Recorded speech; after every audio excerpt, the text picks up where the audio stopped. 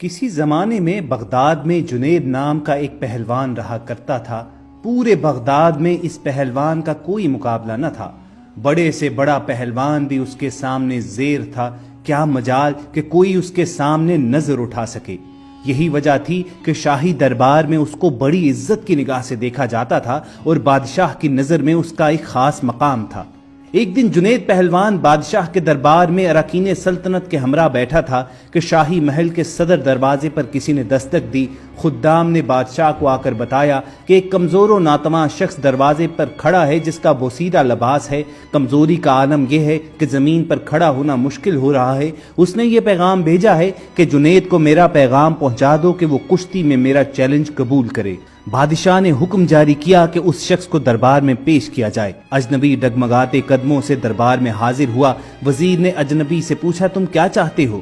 اجنبی نے جواب دیا، میں جنید پہلوان سے کشتی لڑنا چاہتا ہوں۔ وزیر نے کہا کہ کیا تمہیں معلوم نہیں کہ جنید کا نام سن کر بڑے بڑے پہلوانوں کو پسینہ آ جاتا ہے، اور تم جیسے کمزور شخص کا جنید سے کشتی لڑنا تمہاری ہلاکت کا سبب ہو سکتا ہے۔ اجنبی نے کہا کہ جنید پہلوان کی شہرت ہی مجھے کھینچ کر لائی ہے، اور میں آپ پر یہ ثابت کر کے دکھاؤں گا کہ جنید کو شکست دینا ممکن ہے۔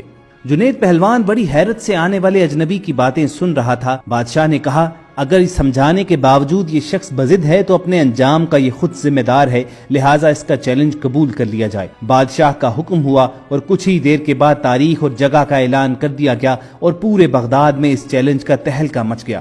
تاریخ جوں جوں قریب آتی گئی، لوگوں کا اشتیاق بڑھتا گیا۔ ان کا اشتیاق اس وجہ سے تھا کہ آج تک انہوں نے تنکے اور پہاڑ کا مقابلہ نہیں دیکھا تھا۔ انسانوں کا ٹھاٹھیں مارتا سمندر شہر بغداد میں امنڈ آیا تھا۔ بادشاہ وقت اپنے سلطنت کے اراکین کے ہمراہ اپنی کرسیوں پر بیٹھ چکا تھا۔ جنید پہلوان بھی بادشاہ کے ہمراہ آ گیا۔ سب لوگوں کی نگاہیں اس پرسرار شخص پر لگی ہوئی تھی جس نے جنید جیسے نامور پہلوان کو چیلنج دے کر پوری سلطنت میں تہلکہ مچا دیا تھا۔ جنید پہلوان میدان میں اترا۔ اس کے حامی لمحہ بلمحہ نعرے لگا کر حوصلہ بلند کر رہے تھے کہ اچانک وہ اجنبی لوگوں کی صفوں کو چیرتا ہوا اکھاڑے میں پہنچ گیا۔ ہر شخص اس کمزور اور ناتواں شخص کو دیکھ کر محو حیرت ہو گیا کہ جو شخص جنید کی ایک پھونک سے اڑ جائے، اس سے مقابلہ کرنا دانش مندی نہیں ہے۔ کشتی کا آغاز ہوا، دونوں آمنے سامنے ہوئے، ہاتھوں میں ہاتھ ڈالے گئے، پنجہ آزمائی شروع ہوئی۔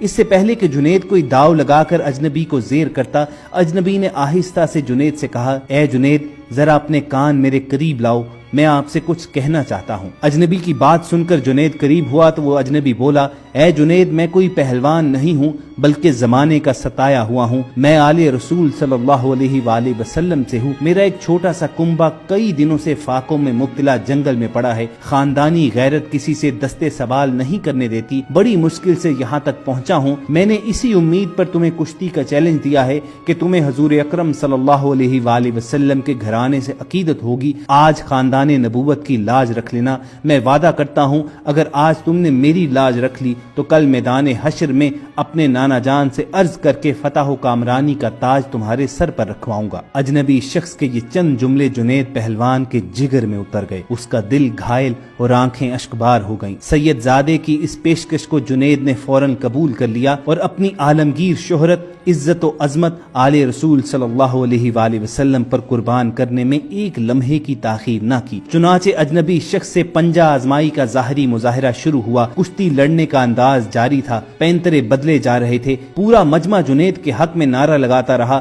جوش و خروش بڑھتا گیا۔ جنید داؤ کے جوہر دکھاتا تو مجمع نعروں سے گونج اٹھتا۔ یکایک لوگوں کی پلکیں جھپکیں، دھڑکتے دل کے ساتھ آنکھیں کھلی تو ایک ناقابل یقین منظر آنکھوں کے سامنے تھا۔ جنید چاروں شانے چت پڑا تھا اور خاندان نبوت کا شہزادہ سینے پر بیٹھا فتح کا پرچم بلند کر رہا تھا۔ پورے مجمع پر سکتہ طاری ہو چکا تھا۔ حیرت کا طلسم ٹوٹا تو پورے مجمع نے سید زادے کو گود میں اٹھا لیا۔ ہر طرف انعام و کرام کی بارش ہونے لگی۔ خاندان نبوت کا یہ شہزادہ بیش بہا قیمتی انعامات لے کر اپنی پناہ گاہ کی طرف چل گیا۔ اس شکست سے جنید کا وقار لوگوں کے دلوں سے ختم ہو چکا تھا۔ ہر شخص انہیں اب حقارت سے دیکھتا گزر رہا تھا۔ رات ہو چکی تھی، لوگ اپنے اپنے گھروں کو روانہ ہو چکے تھے۔ عشاء کی نماز سے فارغ ہو کر جنید اپنے بستر پر لیٹا تو اس کے کانوں میں سید زادے کے وہ الفاظ بار بار گونجتے رہے۔ سوچتے سوچتے جنید نیند کی آغوش میں پہنچ چکا تھا۔ نیند میں پہنچتے ہی دنیا کے حجابات نگاہوں کے سامنے سے اٹھ چکے تھے۔ روضہ رسول صلی اللہ علیہ وآلہ وسلم کا سبز گنبد اس کی نگاہوں کے سامنے جلوہ گر ہوا، جس سے ہر سمت روشنی بکھرنے لگی۔ ایک نورانی ہستی جلوہ فرما ہوئی جن کے حسن و جمال سے جنید کی آنکھیں خیرہ ہو گئی۔ در و دیوار سے آوازیں آنے لگیں، الصلاۃ والسلام علیک یا رسول اللہ۔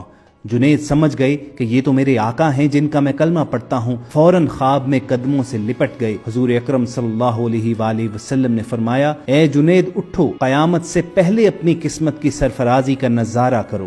نبی زادوں کے ناموس کے لیے شکست کی ذلتوں کا انعام قیامت تک قرض رکھا نہیں جائے گا۔ آج سے تمہیں عرفان و تقرب کے سب سے اونچے مقام پر فائز کیا جاتا ہے، تمہیں اولیاء کرام کی سروری کا اعزاز دیا جاتا ہے۔ ان کلمات کے بعد حضور سرور کونین حضرت محمد صلی اللہ علیہ وآلہ وسلم نے جنید پہلوان کو سینے سے لگا لیا۔ حالت خواب میں جنید کو کیا کچھ عطا ہوا اس کا اندازہ لگانا مشکل ہے، مگر اتنا اندازہ ضرور لگایا جا سکتا ہے کہ جب جنید نیند سے بیدار ہوئے تو ساری کائنات چمکتے ہوئے آئینے کی طرح ان کی نگاہوں میں آ چکی تھی اور ہر ایک کے دل جنید کے قدموں پر نثار ہو چکے تھے۔ بغداد کا یہ پہلوان آج سید الطائفہ سیدنا حضرت جنید بغدادی رحمت اللہ علیہ کے نام سے سارے عالم میں مشہور ہے اور ساری کائنات کے اولیاء کے دل ان کے آگے سرنگوں ہوتے ہیں۔ خواتین و حضرات، ہم سب نے ایک ذرا بر کوشش کی کہ آپ تک اسلامی تاریخ کے چند واقعات ضرور پہنچایا کریں۔ اگر آپ کو ہماری یہ کاوش پسند آئی ہو تو اظہار پسندیدگی کا ایک طریقہ یہ ہو سکتا ہے کہ آپ ریڈ بٹن پر کلک کر کے اور بیل آئیکن کو پریس کر کے ہم سب کے سبسکرائبر بنیں اور اپلوڈ ہونے والی ایسی ویڈیوز فیوچر میں بھی حاصل کریں۔ اس سیشن میں آپ سے اجازت چاہیں گے۔ اپنا اور ارد گرد کے لوگوں کا خیال رکھیے اور ہم سب کے ساتھ جڑے رہیے۔